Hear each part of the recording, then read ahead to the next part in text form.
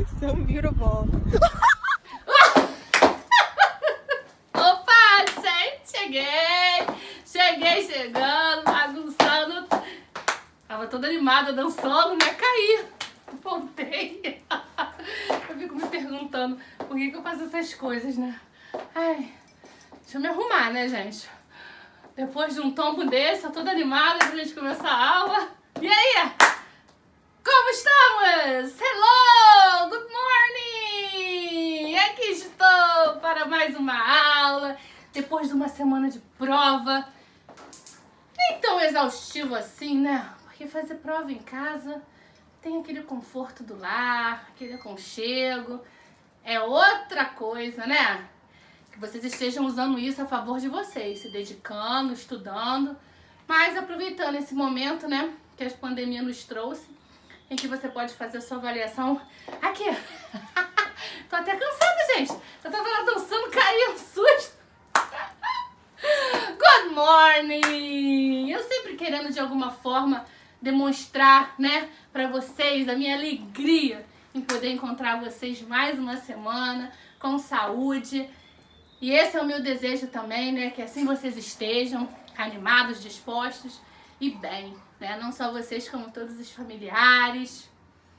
Enfim, aqui estamos para começarmos mais uma aula de inglês. E nessa videoaula de hoje, nós vamos terminar o capítulo 11. Bom, gente, estamos falando sobre equilíbrio emocional, né? Tem tudo a ver comigo.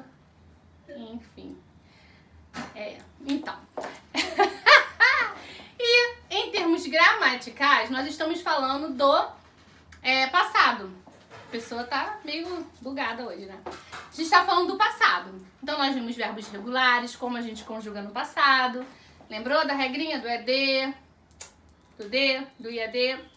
E aí, nós vemos como conjugar os verbos irregulares no passado.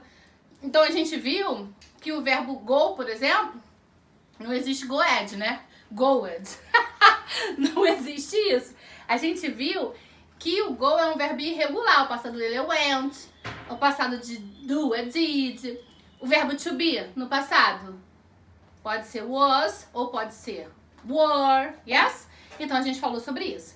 E ainda antes da nossa prova, a gente falou sobre a forma negativa e interrogativa dos verbos no passado. A gente viu que nós precisamos usar o auxiliar did para colocar os verbos, né?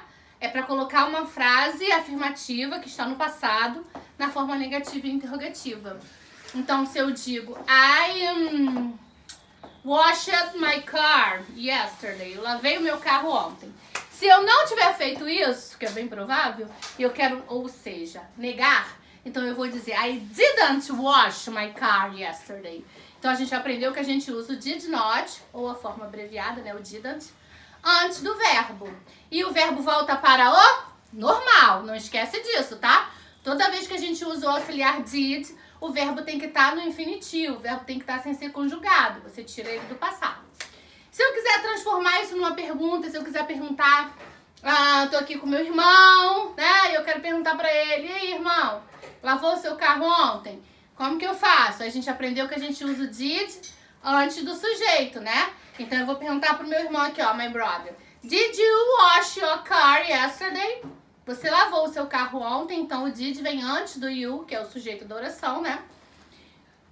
E o verbo voltou ao normal também, viu? Ó, did you... Ó, câmera lenta. Did you wash your car yesterday? Tô inspirada.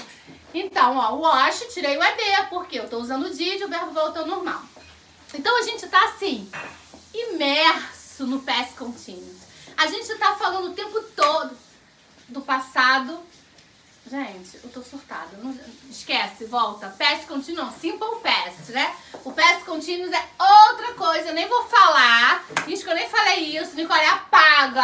Apaga, que eu já tô aqui tendo uma loucura aqui. Que eu já tô misturando os tempos verbais.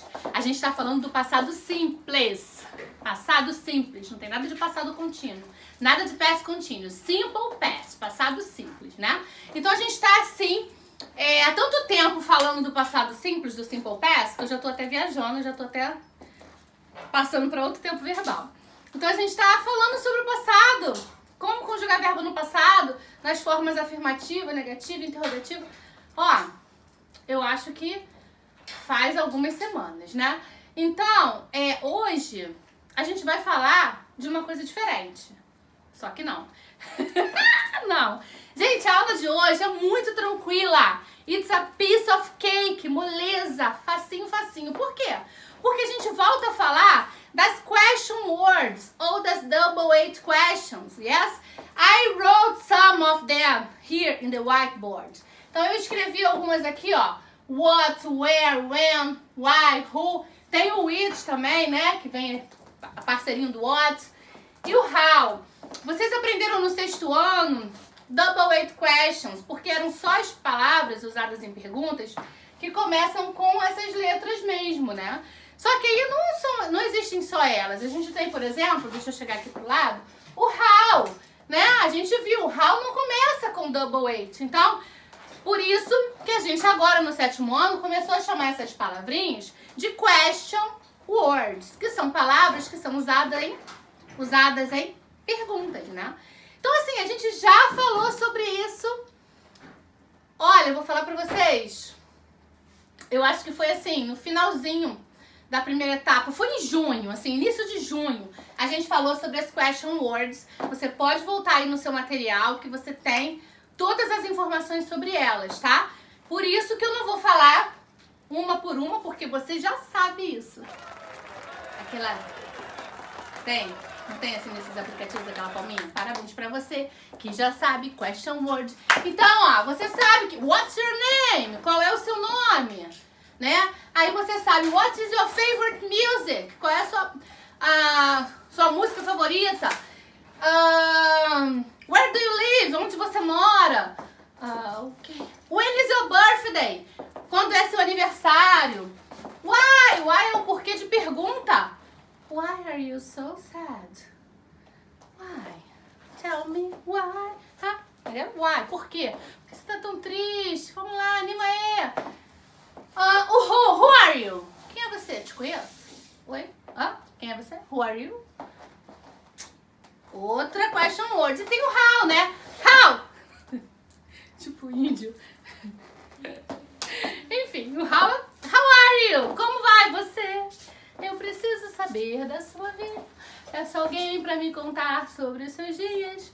Enfim, essas são... Teve até um negócio aqui da luz, né? Uma iluminação. Enfim, essas são as question words, né? E aí, Titi, por que você tá falando isso tudo de novo? Porque a gente vai utilizar as question words com verbos no passado, utilizando o auxiliar did. Porque se você tá falando do passado... Se você quer fazer uma pergunta sobre algo do passado, você tem que usar o did, né? O auxiliar do passado, o did. E aí, é tão fácil. Por quê?